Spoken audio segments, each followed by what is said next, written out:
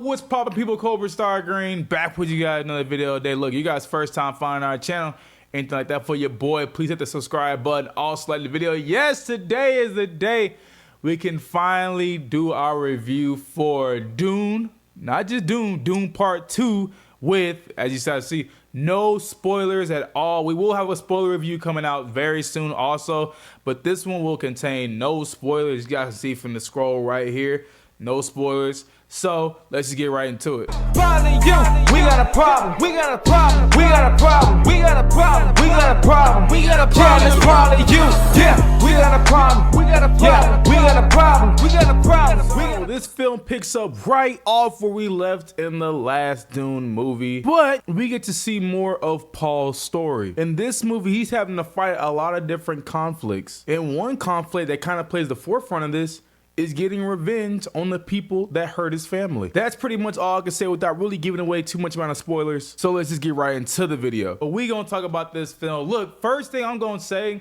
and I even told you the other day, Emery, yo, this movie has an amazing and star-packed cast, I feel like for real. You got Timothy, you got Rebecca Ferguson, you got Josh Brolin, you got Austin Butler. Who else? You got Dave Bautista. Who else? Am I missing somebody? You have Christopher Walken, Right. Pugh, Like literally, you got Florence Pugh. You got literally everybody in this film. And I'm going to say, everybody in this film does a great job. Like, dead ass. Like, there was no performance that I felt like, yo, this is bad, this is terrible, stuff like that. No, everyone works. And I even have my favorite character. My favorite character might surprise you guys, but we'll see. First thing we'll talk about is our boy. I see him too much now, I ain't gonna lie. Timothy Chalamet. Okay, look, I'll just say this. I just saw this dude in Wonka, and now I see him here again in Dune. And I'll just say this. He is starting to really grow on me. Like, I even say in the Wonka review, I'm like, yo, he's really picking up the pace, at least it feels like to me, and not just being like another like pretty boy or something like that. He's really good here. And the crazy thing about this movie is that it allows him to expand his range. You know what I'm saying? There's moments where, you know, he's happy. There's moments where he's sad. There's a lot of moments in this movie where he's angry, and you get to see him express his anger. So for me, Timothy did his thing. I think personally, I think this is the best role I have seen him in so far. I don't know how you felt about him, Emery. Really liked his performance. It felt like it came to life. So, yeah, he did a fantastic job. So did the other actors. I think all the other actors, even all the all-star players, they never really felt like the actor outshining the character. It felt fitting for the characters. Yeah. I think that's a really good way to put it. Because, like I said, you can see this whole entire cast and you can be like, oh, okay, you know what I'm saying? But you kind of get really lost in their characters. And I'm going to tell you guys exactly who I got lost with. I didn't know this dude was in the movie until I saw him, and he had a goddamn ball cap on. But I'm going to say this. Austin Butler was my favorite character in the movie. Now, there's not a lot of depth to his character. His character is pretty much like a evil douchebag, pretty much. Like, he just set on, like, just hating people. I won't even say it's like a revenge type of thing. He just wants to see everybody burn. You know what I'm saying? Look, I've always seen Austin Butler. I've seen him as Elvis. I've always seen him as a protagonist, or somewhat a protagonist. I've never seen him as the antagonist.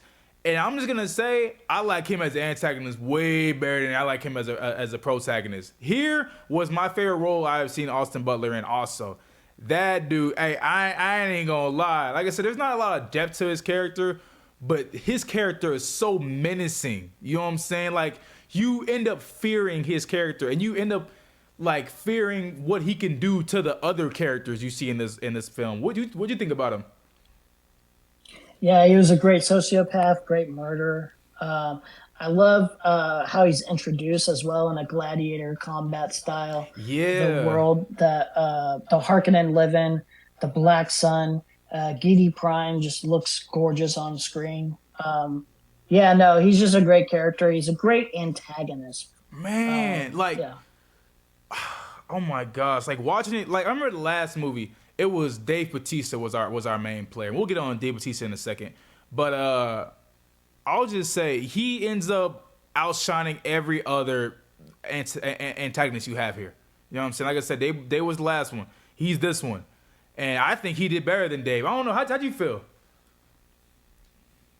He definitely did better than Dave, but I think that's also because Austin had more to work with as a character. That's true. But yeah, that's it true. was. He did a really good job of just selling the just pure brutality of the character. Yeah, yeah. I think that's one thing that kind of like got me because I'm like, man, my thing is I just saw this dude in Elvis. I'm like, come on, but like here. It's like, oh, like I fear for so many characters that he ended up going against. And you even talked about that gladiator scene. I think that was one of your favorite scenes in the movie, wasn't it?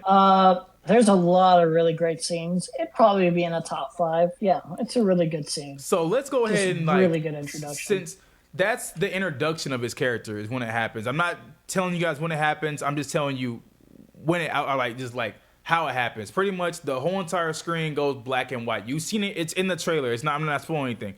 And that's where we pretty much get introduced to his character. And it's like this big gladiator type thing, and he's going against all these other players and all these other people. And you can really see in that scene how menacing he is, how evil he is. You like he has no like what is the word?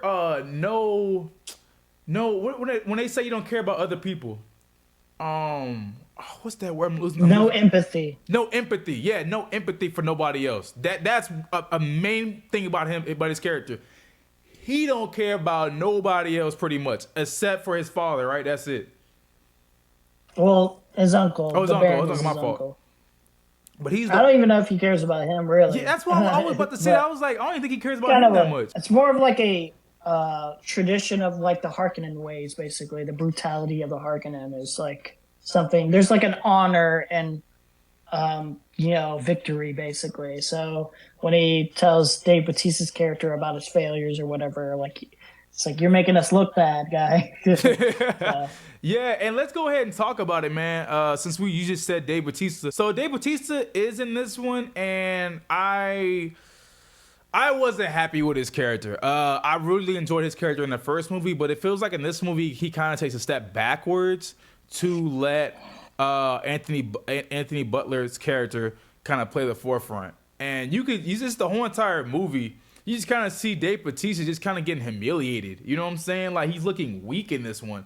And I'm like, am I tripping or like is this the same character from the last movie that was beating everybody up? But I was like maybe I don't know. I was very let down with Dave Bautista's character. I get why they had to do it, but it was like y'all had to build up another character. But damn, y'all did that much to y'all had to build up another character so much that y'all had to belittle Dave Bautista's character. I don't know. How do you feel about Dave Bautista? Felt like a story of failure for the character. I think he serviced the role well in terms of not that I was like, I'm working for you to win, buddy, but it was also like, wow, like he doesn't really have much control over they win or lose. Like for combat on the ground stuff, like he can't really manage how the outcomes of those. So he's kind of getting treated like dirt. So there's a little bit of sympathy there. So there's a little bit of like a story of like, I tried my best and I was, like the failure at the end, and everyone's like treating me like dog shit. Yeah. Yeah, I mean, it's kind of sad. It's kind of sad. Yeah, I know. No, definitely. And it's like I don't even want to root for villains like that, but I was low-key kind of rooting for him in some ways. I was like, come on, man, I'm tired of seeing you get your butt kicked like this. And he conveyed the frustration very well. Like he did not want to be near him. If you were below him, he would just either kill you or knock you out. In the very least, you did not want to be on his bad side. Ah, man. And I'm just gonna get this out the way. Dave Bautista is the best actor out of all the wrestlers. I know y'all always compare him with Dwayne Johnson, John Cena. No, Dave Bautista is by far the best. I don't know how you. I don't know where you land in that, but I feel like, especially because a lot of these movies allow him to express different ranges, and watching this one, he gets to express a different type of range. So I don't know how. I feel like he's the best out of all the wrestlers. I don't know how you feel. I think him and John Cena are very close. The more I think about it, John Cena if you see him in John Cena's getting Peacemaker, better. I'll there's say a that John little Cena's getting better. there's a bit of range there, and I think overall Dave Bautista is trying to actually get into serious acting. Hmm. So I think for the most part, from what I've seen, he has a little bit more range. So yeah, Dave Bautista for now is better. See, But yeah. I was thinking the same exact thing. I'm like, I just feel like Dave Bautista's just doing a little bit better than the other two, just a little bit. But John Cena is still doing this thing. But another character, I think this is the last character we're gonna talk about, just because there's so many. We'll talk about Zendaya, man. Look, Zendaya, she was teased like crazy in the last movie, and in this movie, you actually do get to see her pop up. And you know what? Her character is very there's a lot of emotions attached to her character. I've always been a fan of Zendaya, but I always felt like maybe her acting just wasn't always all the way there. This one, I felt like it was there. I'll say it. I think this movie brings out the best of her abilities when it comes to acting.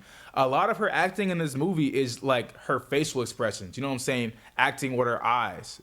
You know, and there's a lot of depth to her character. I don't want to say too much more about it because I don't know. I'm not channeling into no spoilers, but like I really did like her character. Okay, I like her character. How do you feel? yeah, she conveyed a lot with her facial expressions. She did great. Everyone really, not just her, but Yeah, no, everyone. everybody great. The brand new language of the worlds, the front end language and stuff like that, or Hmm. like the Harkonnen language. Everyone conveyed that it felt very real. Like this is a real language. So they were even able to do stuff like that, which is very impressive to make it believable. Hmm. That takes an extra kind of skill, I think. Yeah. She did a really good job. No, shit, she did her thing. I think you guys will really enjoy her character. Like I said, my favorite character is Austin Butler's character. But let's move on to another thing. There is more characters. You have Florence Pugh. You have Rebecca Ferguson.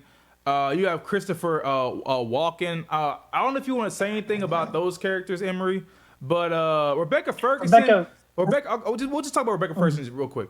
Rebecca Ferguson's character is kind of weird because, okay, so in this movie, a lot of the time she's kind of just talking to this baby. So that's where a lot of her time is just spent, like kind of pretty much talking to herself, kind of. So I don't know. And her character is pretty much a shift too because you really feel like, damn, these people are all out for themselves. You know what I'm saying? Like, are they really as good as you think they are? You know what I'm saying? She was one of those characters where I was like, I'm on the fence about her. You know what I'm saying? I don't know if you want to say any more. yeah, she's very manipulative. She plays a very good manipulative Benny Jesuit witch. Right, She's yeah. becoming more of that. Yeah, and she's kind of selling the subtle insanity of her character a little bit too. Yeah. Buying into the hype of the prophecy and everything like that. Yeah. And Yeah, no, she's doing a great job. the crazy thing about her character is that a lot of the time, like her character, like you said, she's kind of like a witch, pretty much now. So her voice kind of Yeah. changes. It has this effect to it when she talks sometimes, or what is it when she's trying to control people? Her voice gets this certain effect to it. I don't know. At first, I was Yeah. like, "This is cool." I was like, "It adds a layer to this movie." But then, like after a while, I was like, "All right, this is kind of getting weird." I don't know how you felt. It is actually a power Yeah, like that like actually she can controls. control people, right? Like she can manipulate Yeah, people, yeah, right? that's When what she it does it. like. They have to obey the command. Like they follow the voice. Oh, and was that a So thing? Was yeah, that also a thing in the book too? yes, it's in Oh, the book. oh, okay. Well, let me shut up. Let me shut up. But It's yeah, like like I said, I it's was. part of the Benny Jesuit's powers. Yeah, yeah. Oh, okay. So like, yeah, I get what she was doing, like trying to control people. I wonder why. So why don't she? Okay, this might be a dumb question, but why doesn't she do it all the time then? Because she does it sometimes, but not all the time. Well, she doesn't always have to do it. She doesn't feel like she needs to manipulate people. Does that make sense? Where it's Mm, like, I could be stretching too. I don't know all the lore like firsthand, but I think there are moments too where it could put a strain. I think if you try to use it like 24/7, if that was just your voice all the time, like there's a bit of a strain of like doing it. I'm sure. right. Like one instance also is not only is the Bene Gesserit witches the only people who could do it, but they're specifically only women were supposed to be Oh able to yeah, do yeah, it in the yeah. first It's a place. women thing. And yeah, well, so part of Paul Atreides being born is that there was a problem with that. They commanded her to have a female, but she had a male heir instead, which was Paul, and Paul can do it now. Or Paul was had the ability to learn it basically, and she taught him it. But yeah, like he wasn't supposed to. They didn't want him And she taught him in the first movie, right? Kind of how to do it. to.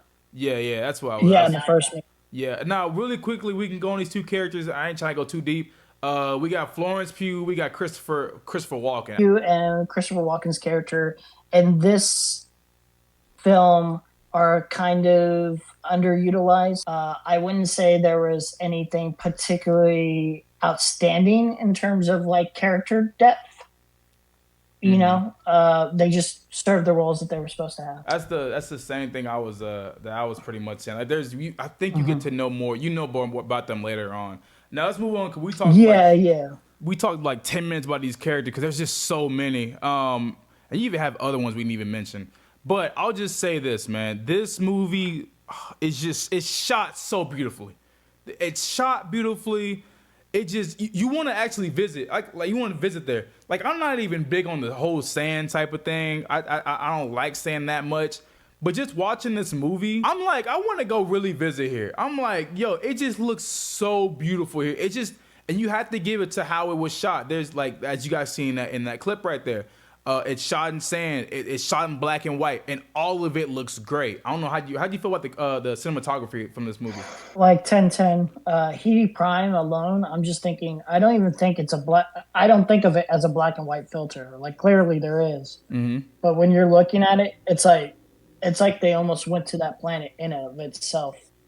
Like, and it's just like that all in black and white because of the black sun. It looks gorgeous. It looks crazy good. Yeah. Yeah, it's just shot so well. And you gotta give it up for the director, man. Dennis, what did he say? I don't not know how to say his last name. I'm gonna be honest. Denise Villeneuve, I Denise, think. there you go. Yeah, Villeneuve, some, yeah. like you got to give it up to He did. that. This dude knows how to direct. He's directed what? Blade Runner. He's Blade directed Runner 2049. Yeah. Here's my recommendations for anyone who hasn't seen these, and including you, Cobra. Blade Runner 2049, or Arrival, Sicario, Blade Runner 2049, Prisoners, Enemy, all of them. Fantastic films, like very close to tens, if not nines. Yeah, yeah. But yeah, no, amazing.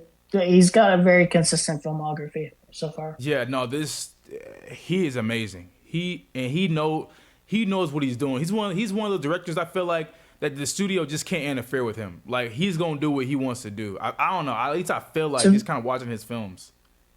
It's like there's not gonna be a lot of studio. To me, funny enough, his worst film actually is Dune. Like that is just his worst film. Oh, like, the last one, and it's not even a bad film. The last one. Yeah, the last Dune. Yeah. Like it's his worst film, but it's not even a bad film. It's not even close to a bad film. Yeah, it's okay. just like the first Dune I felt like was kind of boring, but that's just because it was a lot of like setup to where they were to this movie. Like that movie was for this movie that we saw. But I still didn't. It's like 25% of the book. So yeah, but I still didn't think it was a bad movie though. I still like the first one. I thought the first one was okay.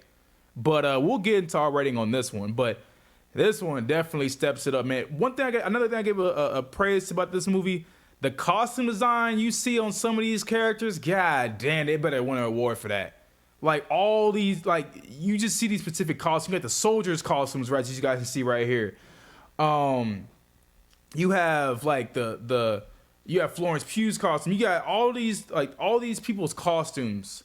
And they all just look gorgeous. They just like they're so beautiful to look at. Like I just like looking at the costumes and just like how much work and detail went into each one. So they gotta win some type of award for that. I don't know how you felt about it, but they gotta win something for that. Yeah, they did an excellent job on the costumes. I like the aesthetic of the Dune world. I think they captured it as perfectly as they could get it for the books, where it's like in space. It's like a mix of new age and old age, right? Like where it's like there's like sector of people that are like the lower class, like the Fremen, and they're like in more Arabic kind of clothings and stuff like that. There's kind of old style practices of religion and shit like that. Mm-hmm. The clothing fits that aesthetic as well, religious aesthetic. Um, oh man, but like all that fits so perfectly, and then like with the ship designs and stuff like that, the way like the world is built, like yeah, no, it just all mixes in really well. It's a world you wouldn't want to live in, but it's a world that's definitely got some beauty in it. That's true. I was like, shoot, I wouldn't want to live there, but yo, let me just, let me get my telescope and just look at it. You know what I'm saying? Like I said, it just looks gorgeous. I'll just say. Now there is some complaints with this Yeah, movie, but I'll say I felt like the pacing in this movie was a lot better than the first one. Not to say this one didn't have any pacing problems. Also, so this movie's about 2 hours and 45 minutes, or around that. And I thought the first act was really good, and I thought once I hit that second act, then it started to drag a little bit, and it became to the point where the movie was kind of getting boring. You know what I'm saying? And it didn't pick up until a Pacific scene, and it's a scene where it's like black and white. You know what I'm saying? Like that's to me when the movie started to really pick up and getting back into overdrive. But if it wasn't for that, like that little second act part, I think the pacing is perfect, but just that second act just yeah. really, really, really bothered me. It just really started to drag. I don't know how The you felt. the problem with the second act is it feels like repetitious in a way where it's like there's a redundancy in some of the ideas they want to convey or character lessons or character like yeah it's just like oh yeah I kind of get this, can we move on a little bit, and then it's also weird because there was something missing also in Paul's training where it's like okay he did this that he did this, like, it's just really grand moment, but there was a little bit more missing ironically enough even for the slow pace of how many things he did. Mm. It was just really really weird.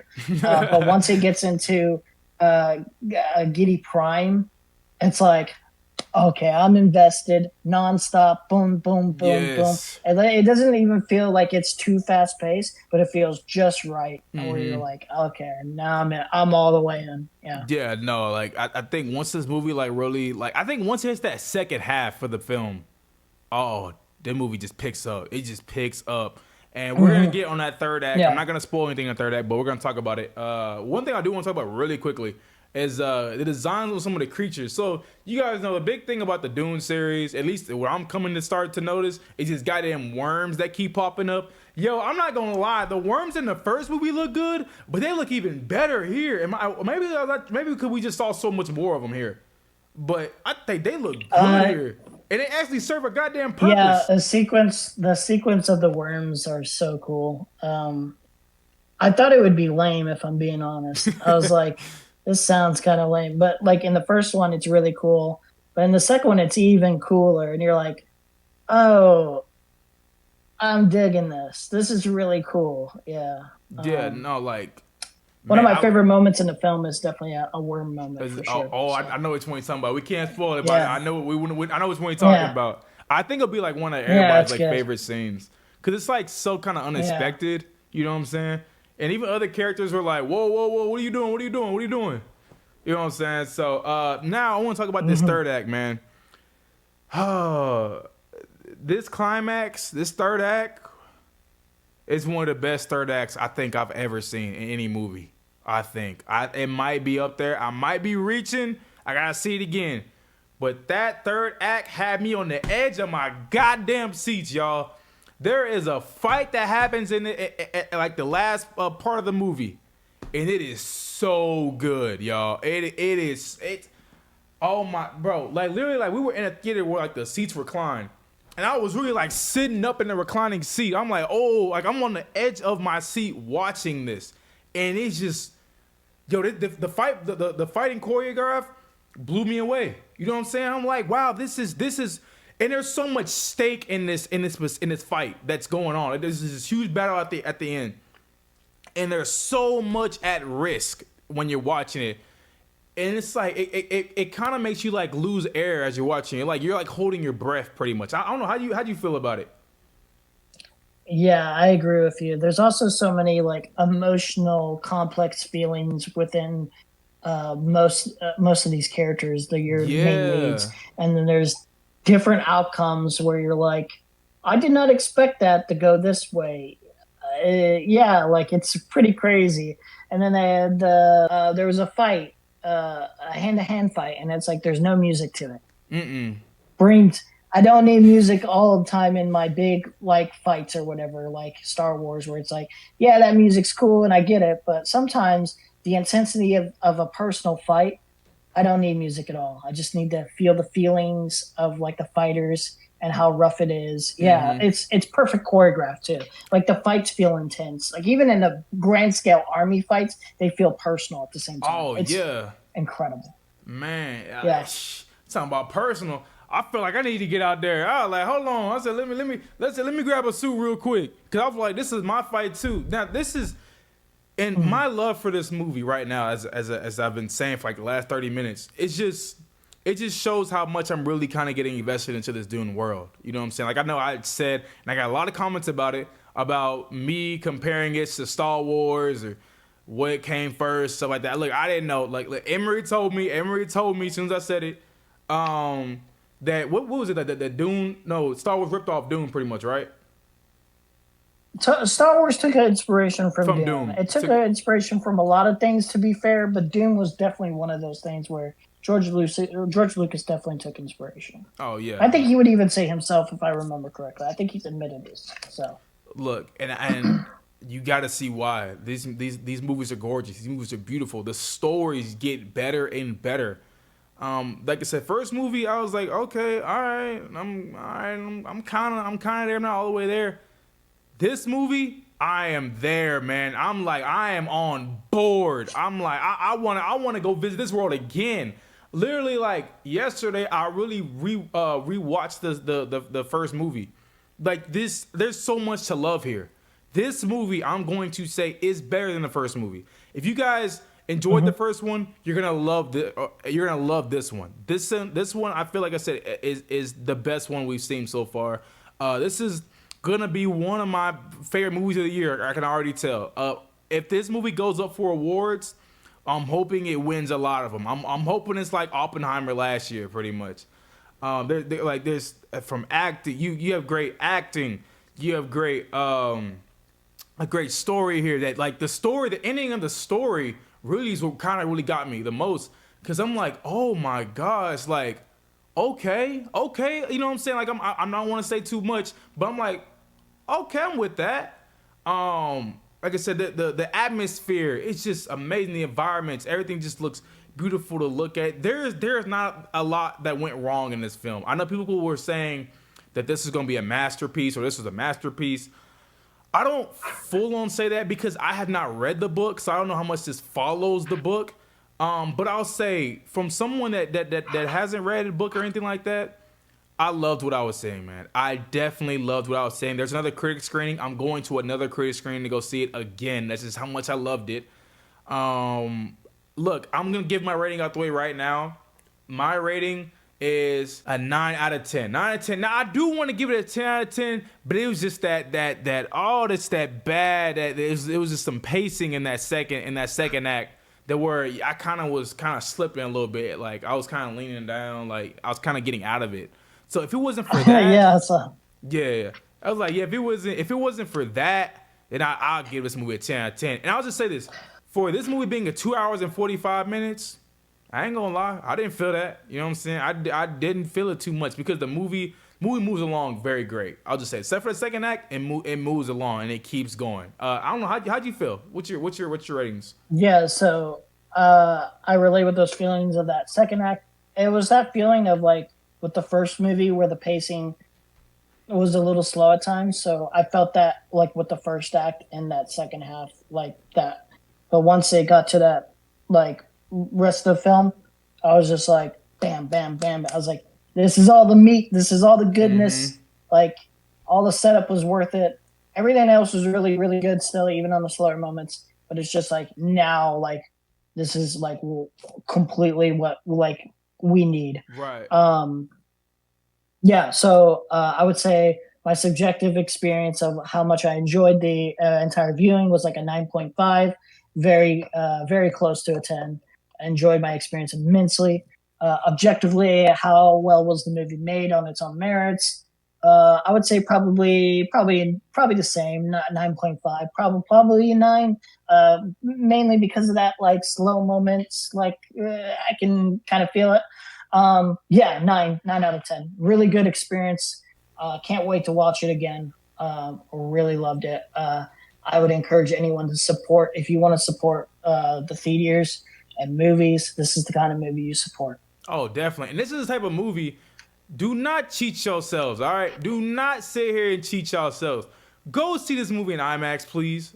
Go see it on the biggest screen you could possibly see it on, because that's the only way I feel like to watch this film. I don't know how you feel, but I feel like that's the only way to watch this. To watch Yes, Dune. that's the best way to view this film. Like unironically, it's just like it doesn't. I don't even know if it hit quite the same if it wasn't on IMAX. You know? Yeah, I Yeah, feel like if we were it's in a small theater, would I enjoyed it so much? I don't think I would have enjoyed it so much. I think it's you have to go see this in IMAX or go see this on like XD or mhm. whatever the biggest screen you guys got. You feel like completely immersed in. Like there's a Right. lot of movies where it's like I feel like I could see this movie on any screen and it wouldn't really bug me. IMAX makes it no different. But this is one of those movies where it's like, yeah, you feel the difference. Yeah. Especially sound design wise, you Oh feel the my difference. god, we need to get on that, man. The sound is so good in this movie Yeah. too. Hmm. Holy crap, man. Yeah. Is there anything else you wanted to say? It's I think the only I can't see any other movie mainstream wise, at least on that big bucket list, or not bucket list, but big schedule list, being on this level of quality. Like we got like probably our best movie early this year. I know, yeah. Maybe Deadpool 3, but even Deadpool But 3, okay, I'm but like, like nah, I story, you don't see think it. okay, like for real, let's have a conversation. You think like story Yeah, wise yeah. it's gonna be better than or Deadpool can be better than this? No, well, it's gonna just beat the ever living shit out of Deadpool in almost every way, especially story wise. But I think Deadpool will have like the it'll keep your attention longer. Does that make sense? Like Yeah, you I and get what me you mean because agree. there's gonna be a lot There of is like moments where it's like, yeah, yeah, it's gonna be a lot of it's like gonna be more in your.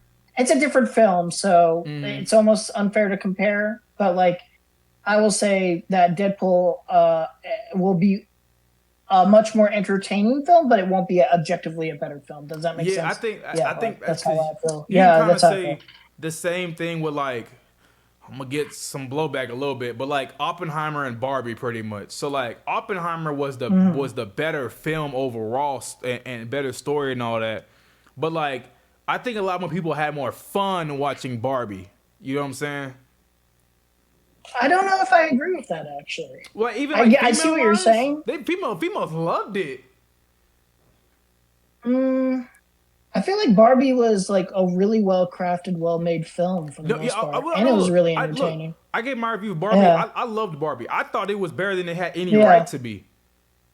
Oh yeah, yeah, yeah. Like it was way better. Not that I expected it to be bad at all, but I was just like, wow, this is like really, really good. Yeah, I don't know. I guess I see what you're saying though with the Oppenheimer thing. Yeah, I get the comparison. Yeah, I was just like, I don't know. Is there any more? I mean, I know Deadpool is the only like Marvel film coming out this year, which is a good damn thing.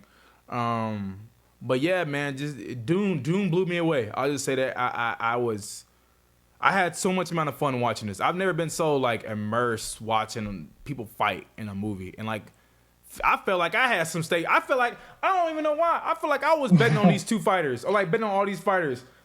You know Yeah, what I'm saying? Like I had money yeah, in this. I'm sitting there like I'm like you better beat yeah. his ass. You know what I'm saying? But it's like I'm like wait I ain't got no money in this. Like what do I? You know what I'm saying? But like that's just how well the film does. You know what I'm saying? And And the tension felt so real that even as a book reader, knowing the outcome, you're still thinking to yourself, "Wait, is he gonna lose? Wait a minute."